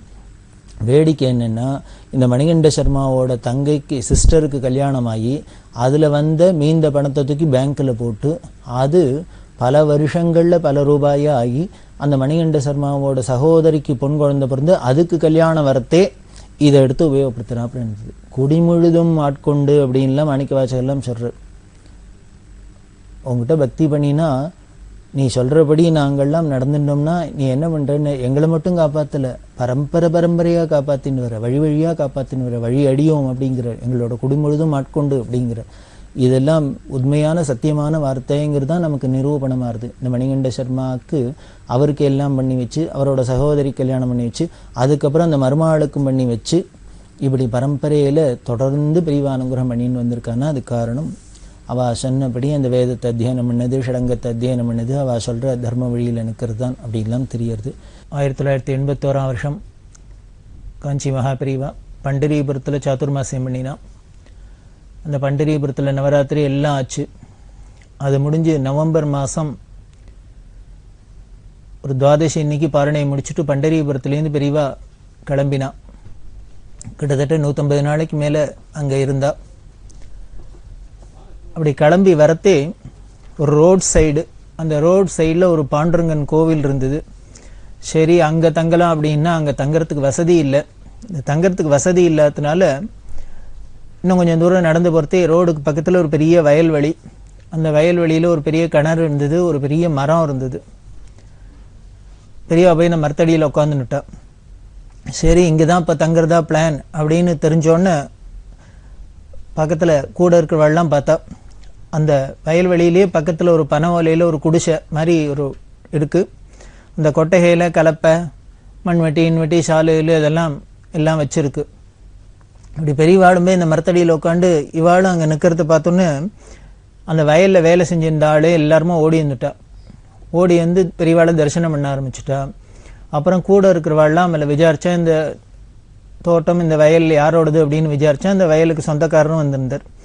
அவர்கிட்ட கேட்டா, இது மாதிரி பெரியவாளை பற்றி சொல்லி தங்கணும், இடம் வேணும் அப்படின்னா அந்த பணம் ஓலை அந்த கொட்டகை இருக்கே அதை அவர் ஒழிச்சு தரத்துக்கு ஒத்துட்டார். அதை ஒழிச்சு கொடுத்தார். பெரியவா அதில் இருக்கா. பக்கத்தில் இன்னொரு இடம் பார்த்து ஏதோ ஒரு இடத்துல இவாளுக்கெல்லாம் சமைக்கிறதுக்கு ஏற்பாடு பண்ண ஆரம்பிச்சாச்சு. பெரியவா பக்கத்தில் ஸ்நானம் பண்ணினா அனுஷ்டானத்துக்கு, ஜபத்துக்கு, பூஜை எல்லாத்துக்கும் உட்காந்துனாச்சு. வேதபுரிஷர்கள் சமையல் பண்ணுறார். கூட கைங்கரியம் பண்ணுவாள்லாம் சாப்பிடணுமே. ஸ்ரீகண்டன் பெரியவாளுக்கு பிக்ஷை பண்ணினார். இவர் மற்றவாளுக்கெல்லாம் சமையல் பண்ணியிருக்கார். இப்படி பெரியவா அனுஷ்டானம்லாம் ஆச்சு, பூஜை ஆச்சு, எல்லாம் ஆகி வந்து பிக்ஷைக்கு வந்தால் பிக்ஷை ஆச்சு. பிக்ஷை ஆகி இந்த ரிக்ஷாவுக்கு பக்கத்தில் போய் உட்காந்து தரிசனம் கொடுக்க ஆரம்பிச்சிட்டா. இப்படி வரவா போகிறவாள்லாம் தரிசனம் பண்ணிட்டு இருக்கா. இப்படி இருந்தது. கூட்டம் கூட ஆரம்பிச்சு கொடுத்தோ. மற்றவாள்லாம் என்ன பண்ணினா, இந்த சமையல் பண்ணியிருக்காரு வேதபுரிஷன் பண்ணர், ஒரு தவலையை வச்சு, பெரிய தவலை, என்ன சமையல் உள்ள மேலுள்ள சாமானா அம்மியா கல்லூரில் என்ன இருக்கும், ஒன்றும் இருக்காது. ஏதோ 4 கல்லை தூக்கி வைக்க வேண்டியது, இருக்கிற சொல்லியை ஒடிச்சு போட வேண்டியது, 10 வச்சு ஏதோ ஒன்றும் வயத்துக்கு ரொப்பறதுக்கு ஏதோ பண்ணுவா. இவர் ஒரு தவலையை வச்சு அதில் சாத்த வடிச்சார். பக்கத்தில் இந்த தோட்டம் வட்டம் இருந்ததுனால இதுலேருந்து ஏதோ ஒரு கறியாரையாக போட்டு ஒரு வெத்த குழம்பு வச்சார். சமையல் ரெடி. இவெல்லாம் போய் சாப்பிட உட்காண்டாச்சு. சாப்பிட உட்காந்துண்டா இவன் 4-5 பேர் கைங்கரியம் பண்ணுறவாள்லாம் சாப்பிட்டா எல்லாம் பண்ணினா. பெரியவா அங்கே தரிசனம் கொடுத்துட்டுருக்கா. என்ன பண்ணா, அங்கே தரிசனத்துக்கு வந்தவாள்ல போய் சாப்பிட போ அப்படின்னு ஒரு 5-6 பேரை அனுப்பிச்சி வச்சா. பெரியவா சாப்பிட ஆரம்பிச்சிருக்கா. அப்படின்னோடனே அவள் வந்து சொன்னா, இவாளும் போட்டா. அவள் சாப்பிட்டுட்டு போனா. உடனே வேற தரிசனத்துக்கு வந்து அடுத்த பேட்ச் தரிசனத்துக்கு அவளை சாப்பிட போ அப்படின்னு நினச்சா. இப்படி பேட்ச் 10 பேரா, 8 பேரா, 5 பேரா, 6 பேரான்னு பெரியவா அனுப்பிச்சுட்டே இருக்கா. இவாளும் சளைக்காத சாப்பாடு போட்டுருந்தா. இப்படி பண்ணிகிட்டே இருக்கிறது மத்தியானம் ஆச்சு. மத்தியானத்தில் டெல்லியிலேருந்து யாரோ அஃபீஷியல்ஸ் எல்லாம் வந்துட்டா. பெரியவா பக்தா, பெரிய அரசாங்க உத்தியோகத்தில் இருக்கிறவள்லாம் வந்தா. அவள்லாம் 2 பேர் வந்து தரிசனத்துக்கு வந்தா. அவளோட கூட வந்திருக்கா. நீங்களும் போய் சாப்பிட்டுட்டு வாங்க அப்படின்னா இங்கே சாப்பாட்டுக்கு அனுப்பிச்சா. இப்படி பண்ண ஆள் வந்துட்டே இருக்கு. பெரியவாளும் தரிசனத்துக்கு வரவாளை பார்த்து அனுப்பிச்சுட்டே இருக்கா. இவாளும் அழுக்காத சாதம் போட்டுருந்தா. இப்படி ஆயிண்டே இருக்கிறது கைங்கரியம் என்ற ஏகாம்பரத்துக்கு ஒரு சந்தேகம் வந்துருத்து. என்ன, ஒரு தவலையை வச்சு தானே வேதபுரி சாத்த வடிச்சார், எப்படி இத்தனை பேர் வந்துட்டே இருக்கா, சாப்பாடு நம்மளும் போட்டுருக்கோம், என்னாச்சு ஏதாச்சு அப்படின்ட்டு என்ன பண்ணார், வேதபுரிகிட்ட போய் கேட்டார். திருப்பி ஏதான சாதம் தான் வடிச்சியா, என்ன பண்ணினே, எப்படி மேனேஜ் பண்ணுற அப்படின்னா அவர் சிரிச்சுட்டே சொல்கிறேன், அதுதான் என்னாச்சுன்னு தெரியல, இன்னைக்கு நான் கருத்தால வடித்த சாதம் அதோட சரி, ஆனால் தவலையிலேருந்து எடுக்க வந்துட்டே இருக்கு, எப்படின்னு தெரியல அப்படின்னு. அது அக்ஷய பாத்திரம் ஆயிடுத்து. தவலை ஏதோ திரௌபதிக்கான அக்ஷய பாத்திரம் தான் கொடுத்தனர், இங்கே பெரிய போல இருக்கு. இப்படி எடுக்க சாதம் வந்துருக்கு. 4 பேர் 5 பேர் 10 பேரா வந்து சாப்பிட்டுட்டே இருக்கா. இப்படி ஆச்சா. சாயந்தரமா பெரியவா ஏகாம்பரத்தில் கேட்டா, அது சரி, நானும் ஏதான சாதம் இருக்கா இல்லையா, பண்ணினது இருக்கா, போருமா போறாதான்னு கவலைப்படாத, நான் பாட்டுக்கு விசாரிக்காத, உங்கள்கிட்ட ஒன்றும் விசாரிச்சுக்கல, ஏதோ தரிசனத்துக்கு வந்தவாள்லாம் பசியா இருக்காளே, இங்கே ஒரே வனாந்தரமா இருக்கே, காடா இருக்கே, ஒன்றும் கிடைக்காதேங்கிறதுனால சாப்பாட்டு டைம்ங்கிறதுல ஒருத்தரையா அனுப்பிச்சுட்டே இருந்தேன். நான் பாட்டுக்கு வந்தவாளை அனுப்பிச்சுருந்தேன், ஒன்றும் உங்கள்கிட்ட கேட்டுக்கல இருக்கா இல்லையான்னு, நீங்கள் என்ன பண்ணினேன், எப்படி மேனேஜ் பண்ணினேன் அப்படின்னு. இவர் சொன்னார், பெரியவா அனுகிரகம், வடிச்ச தவலை அக்ஷய பாத்திரமா இப்போ எடுக்க வந்துருந்தது, பண்ணினதே எல்லாருக்கும் போந்துருத்து அப்படின்னா. உடனே பெரியவா சிரிச்சுட்டே, அப்படியா, எத்தனை பேர் சாப்பிட்ருப்பா இன்னைக்கு அப்படின்னா. ஒரு 50 பேர் போல் சாப்பிட்ருப்பா அப்படின்னு. ஆக்சுவலி அந்த தவலையில் சாதம் வடிச்சதுன்னா மிஞ்சி போனால் 10 பேர் சாப்பிடலாம், இல்லை அதை விட சாப்பிட்டாக்க தானே 15 பேர் சாப்பிடலாம். 10-15 பேர் தான் சாப்பிடக்கூடிய அளவுக்கு சாதம் வடிக்கிற ஒரு தவலை. ஆனால் அந்த தவலையில் ஒரு தவலை சாதம் வடித்து இப்போ பெரியவா அனுப்ப எத்தனை பேர் சாப்பிட்ருக்காங்கன்னா கிட்டத்தட்ட 50 பேர் போல் சாப்பிட்ருக்கா. எப்படின்னு தெரியல. ஒரு பங்கு அப்படின்னா அது 3 பங்கு சாப்பிட்றாப்புல இருந்திருக்கு. எப்படி ஆச்சு என்னாச்சு ஒருத்தருக்கும் அந்த விஷயம் புரியல. இதை கேட்டு பெரியவா சிரிச்சுண்டே பேச்சை மாற்றிவிட்டா. அவ்வளவுதான். அதில் வேடிக்கை என்னென்னா, இந்த ஒரு தவலையில் சாதம் வடித்து 50 பேர் போல் சாப்பிட்டு அதில் சாதமும் மீந்து அந்த வயல்வெளியில் வேலையெல்லாம் செஞ்சிருந்தா இல்லையா, அவளுக்கெல்லாம் அவளுக்கெல்லாமும் கொடுத்தாச்சு. அப்படின்னா இது என்ன அதிசயம்னு சொல்கிறதுன்னே புரியல. அக்ஷய பாத்திரம் அப்படின்லாம் கேள்விப்படுறோம். நம்ம புராணங்கள்லாம் படிக்கிறோம். மகாபாரதத்தில் தர்மபுத்திரலாம் வனவாசம் பண்ணுறது என்ன பண்ணார், ஒரு அக்ஷய பாத்திரத்தை வச்சுருந்தா அந்த அக்ஷய பாத்திரத்தில் தான் எத்தனை பேர் வந்தாலும் அது சாதம் போடும் இப்படின்லாம் சொல்கிறான். அப்படி இருக்கிறதே தானே அந்த அக்ஷய பாத்திரத்தை வச்சுன்னு தானே துர்வாசர் டெஸ்ட் பண்ணணும் அப்படிங்கிறதுக்காக வரார். கிருஷ்ணர் காப்பாற்றுற அப்படிங்கிறதுல நம்ம பாரதத்தெல்லாம் கதை கேட்டிருக்கோம். ஏதோ அதெல்லாம் கேட்கறதே நமக்கு பிரவச்சனம் கேட்கறது, உபன்யாசம் கேட்கறது, இதெல்லாம் ஏதோ யாரோ எழுதி வச்ச கதை மாதிரி இருக்கும். ஆனால் அதெல்லாம் கதை இல்லை, சத்தியம். அப்படி இல்லாமல் நடந்திருக்கிறதுக்கு சாத்தியம் இருக்கு, அது உண்மைதான் அப்படிங்கிறதுக்கு என்ன இது மாதிரி நிகழ்ச்சிகள்லாம் சாட்சி. எப்போ பாரதத்தில் தான் அக்ஷய பாத்திரம் இருந்தது அப்படின்னு இல்லை. இதோ இப்போ 1981 பண்டரிபுரத்துக்கு பக்கத்தில் பெரியவா கேம்பில் இப்படி 10 பேருக்கு 15 பேருக்கு வெடிச்ச தவலையிலேருந்து எடுக்க 50-60 பேர் சாப்பிட்டு அதுக்கப்புறம் மீந்து மற்ற வாழ்க்கெல்லாம் கொடுக்குறாப்புல இருக்குது. அப்படின்னா இது என்னன்னு சொல்கிறது? அதுதான் ஞானிகளோட சந்நிதி, அவளோட சங்கல்பம். நினச்சா என்ன வேணா பண்ணலாம்.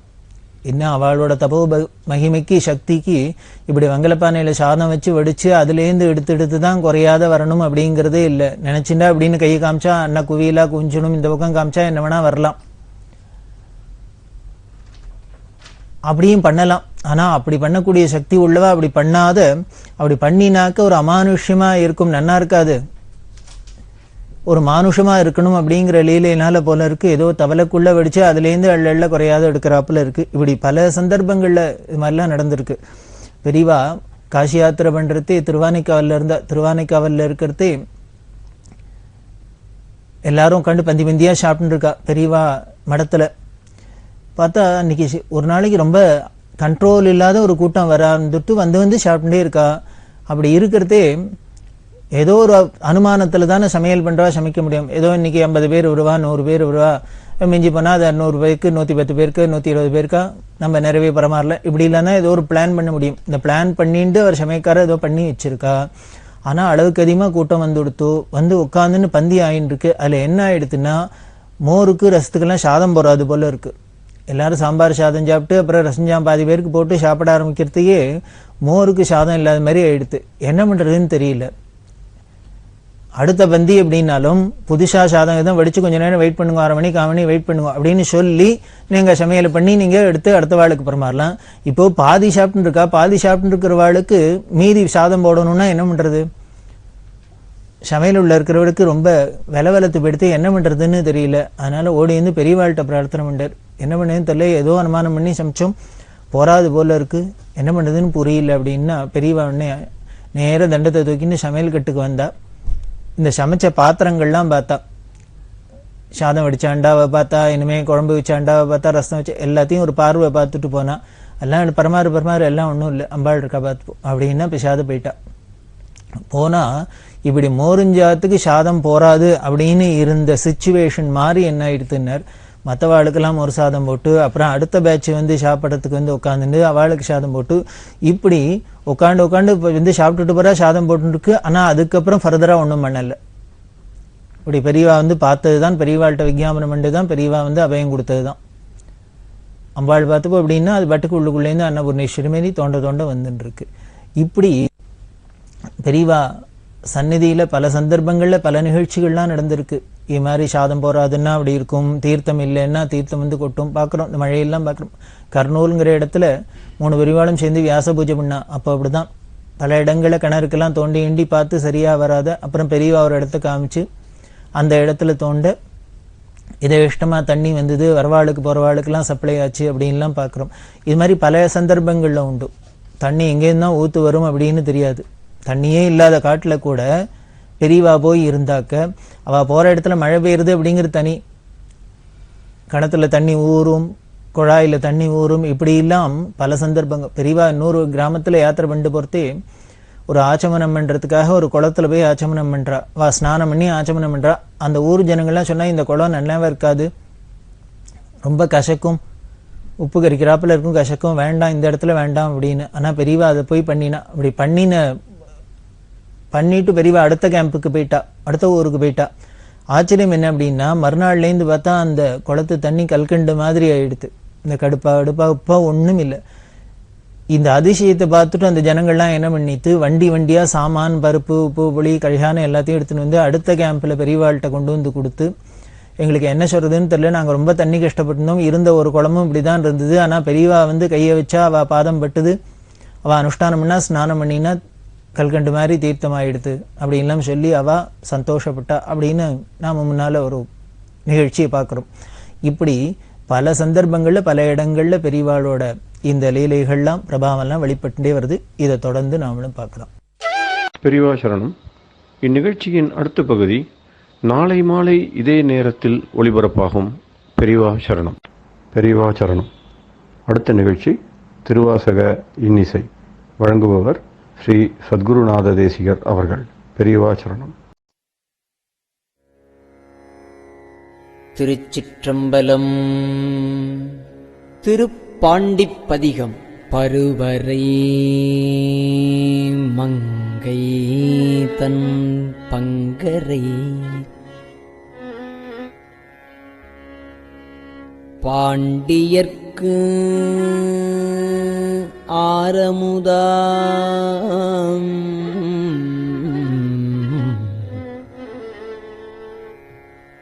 பருவரை மங்கைதன் பங்கரை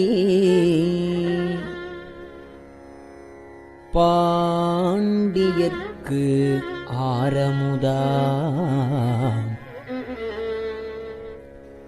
ஒருவரை ஒன்றுமில்லாதவரை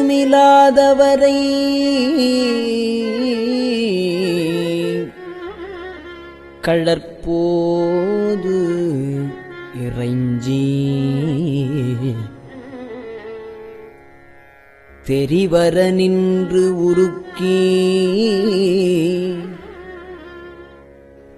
பரிமேற்கொண்ட சேவகனார்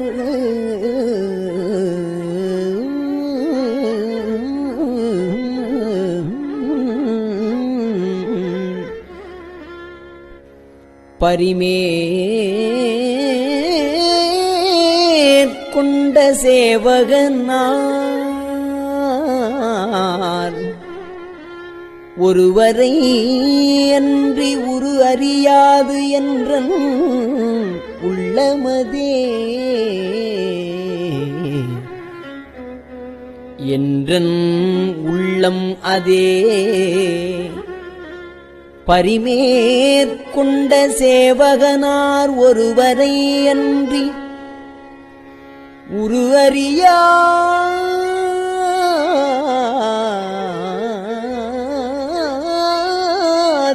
என்றன் உள்ளமதே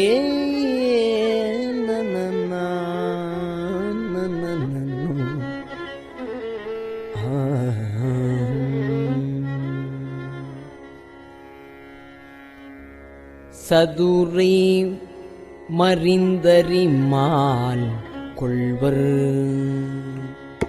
சதுரை மறந்து அறிமால் கொள்வர் சதுரை மறந்தறிமால் கொள்வர் சார்ந்தவர் சாற்றிச் சொன்னோ கதிரை மறைத்தன்ன சோதி கழுக்கடை கைப்பிடித்து குதிரையின் மேல் வந்து கூடிடு மேற்குடி கேடு கண்டி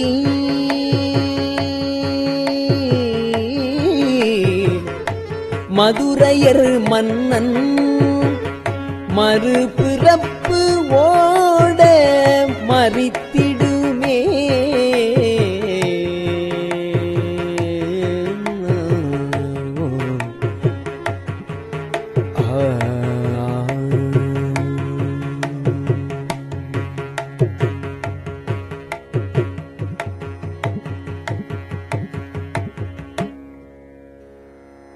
நீரின்ப வெள்ளத்துள் நீந்தி குளிக்கின்ற நெஞ்சம் கொண்டீர். பாரின்ப வெள்ளங்கொள பரிமேற்கொண்ட பாண்டியனார்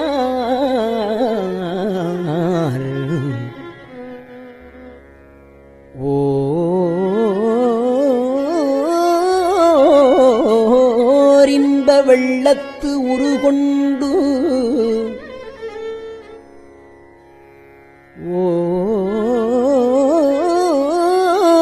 ஓரின்ப வெள்ளத்து உருக்கொண்டு தொண்டரை உள்ளங்கொண்டார்.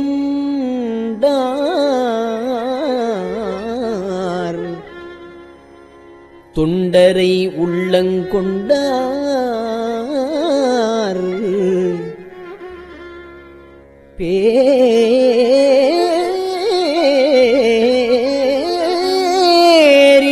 வெள்ளத்துள் பெய்கழலே சென்று பேணுமினே.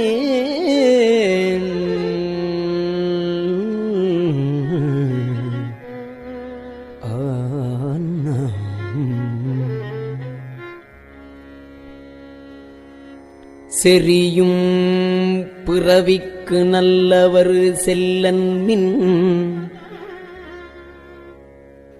தென்னன் நன்னாட்டு இறைவன் கிளறுகின்ற காலம் இக்காலம். எக்காலத்துள்ளும் அறிவு ஒன் கதிர்வாள் உரை கழித்து ஆனந்தமாக்கடவி எரியும் பிறப்பை எதிர்ந்தார் புரள இருநிலத்தே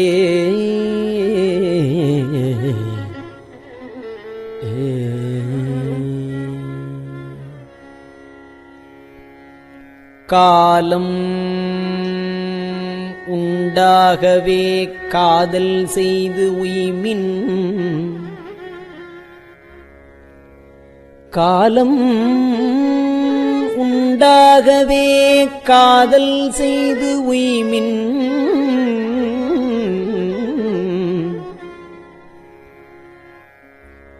கருதறிய ஞானம் உண்டானொடு நான்முகன் வானவர் நன்னறிய ஆலம் உண்டான்.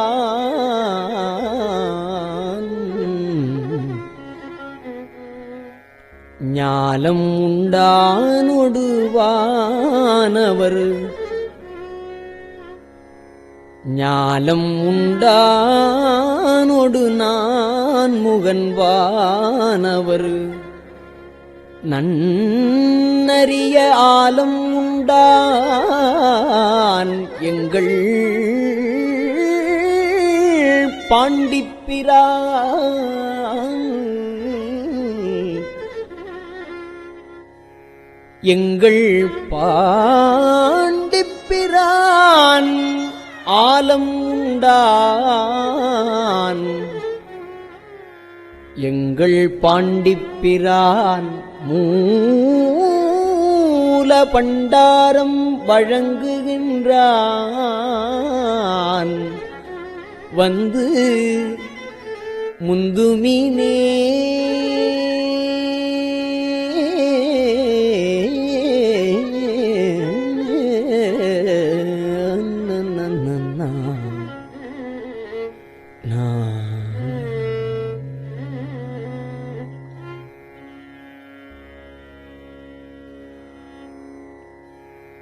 இண்டிய மாயா இருள்கட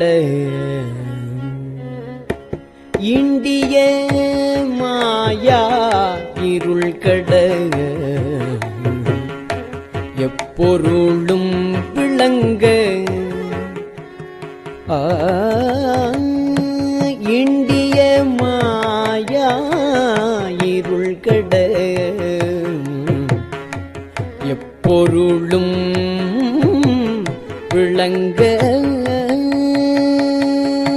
தூண்டிய சோதியை மீனவனும் சொல்ல வல்லன் அல்லன். வேண்டிய போதே விலக்கிலை வாய்தல் விரும்புமின் தாள். பாண்டியனார் அருள் செய்கின்ற முத்தி பரிசிதுவே.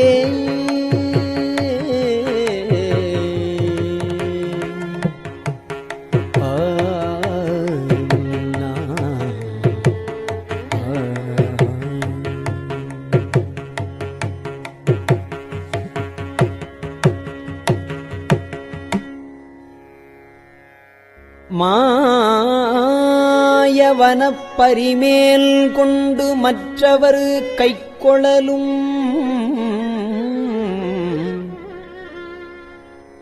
போயரும் இப்பிறப்பு என்னும் பகைகள் புகுந்தவருக்கு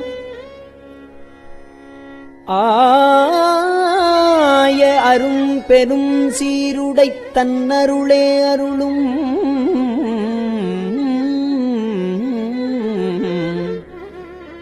சேய நெடுங்கொடைத் தென்னவன் சேவடி சேன்மின்களே.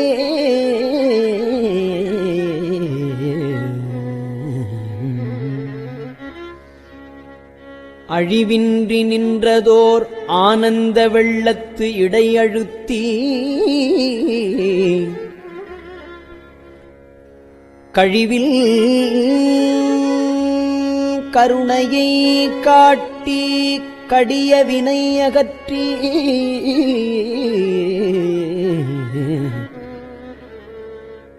பழமலம் பற்றறுத்து ஆண்டவன் பாண்டிப் பெரும் பதமே.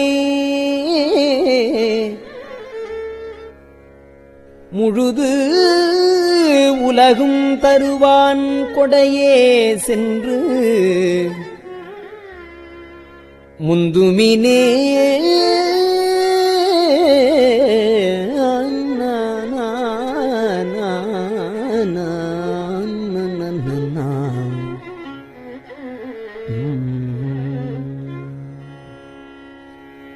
விரவிய தீவினை மேலை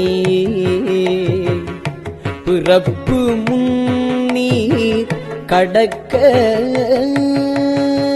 பரவிய அன்பரை என்புருக்கும் பரம் பாண்டியனார் புரவியின் மேல் வர குந்திகொள்ளப்பட்ட பூங்கொடியார் மரவியல் மேல் கொண்டு தம்மையும் தாம் அறியார் மறந்தே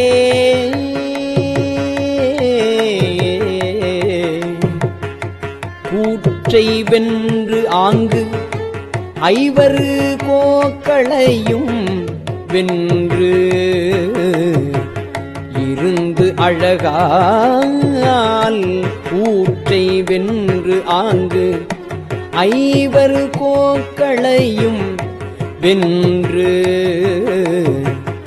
இருந்த அழகால் விற்றிருந்தான் பெருந்தேவியும் தானும் ஓர் மீனவன்பால் ஏற்று வந்து ஆருயிர் உண்ட திரள் ஒற்றை சேவகனே தேற்றமில்லாதவர் சேவடி சிக்கன சேன்மின்களே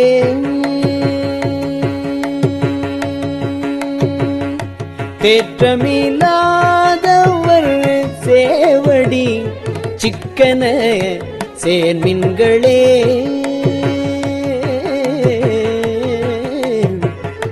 சேவடி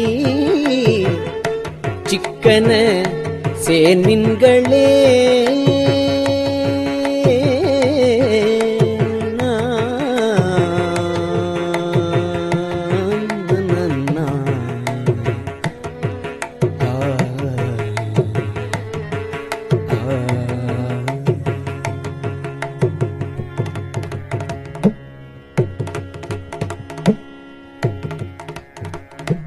திருச்சிற்றம்பலம்.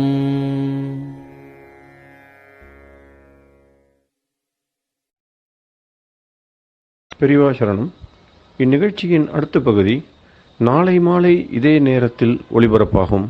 பெரியவா சரணம். பெரியவா சரணம். பெரியவா வானொலியின் இன்றைய நிகழ்ச்சிகளின் நிறைவாக திருப்பொன்னூசல் வழங்குபவர் சத்குருநாத தேசிகர் அவர்கள். பெரியவா சரணம். திருச்சிற்றம்பலம். திரு பொன்னூசல். முன்னீரும் ஆதியும் இல்லான் முனிவர் குழாம்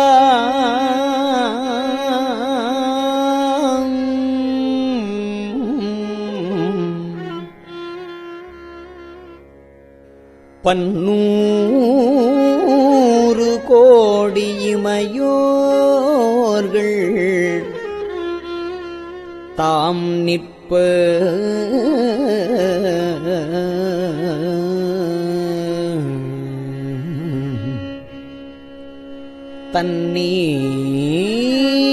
தண்ணீர் எனக் கருளி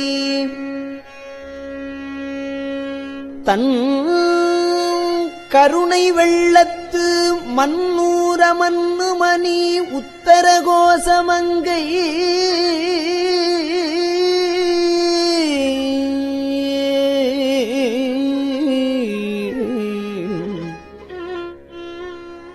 மன்னூர மன்னுமணி உத்தர கோசமங்கை மின்னேறு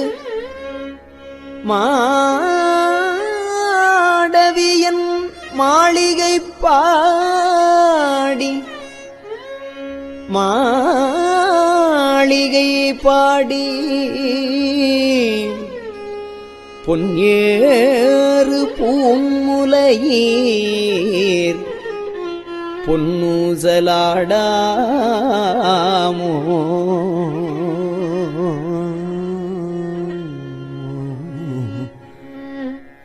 நான்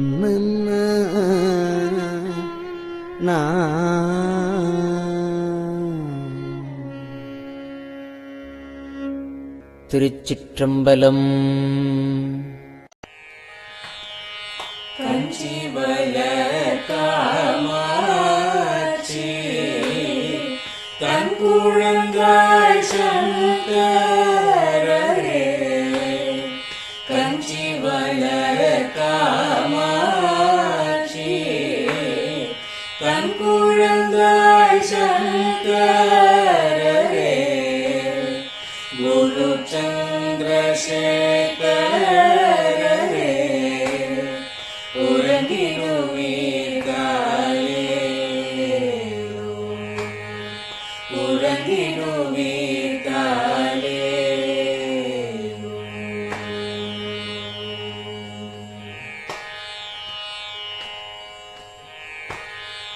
ஆதிகுரு சங்கரராய்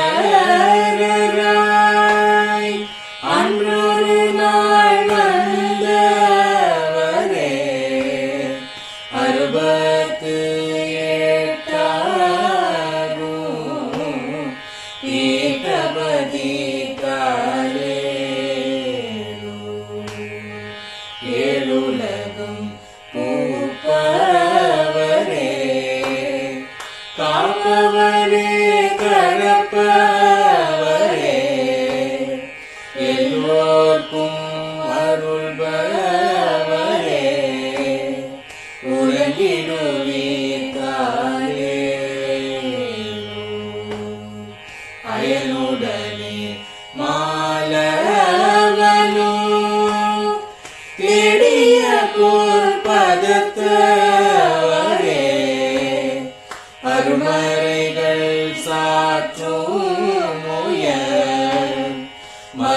பதமே காலே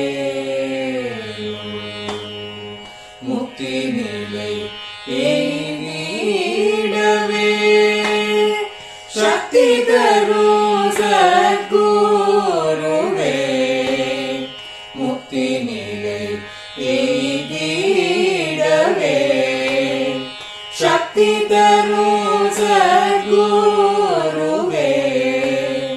நித்தமெங்கள் நாவீசையில்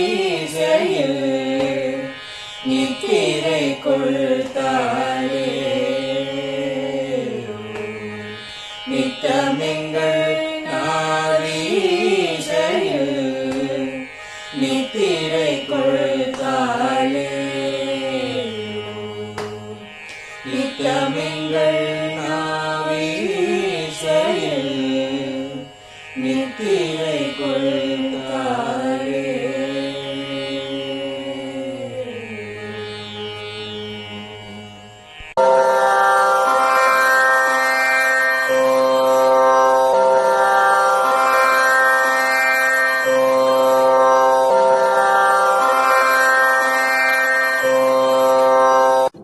பெரியவா சரணம்.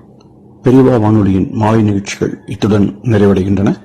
எமது அடுத்த ஒளிபரப்பு நாளை காலை இந்திய நேரப்படி 6 மணிக்கு துவங்கும். பெரியவா சரணம்.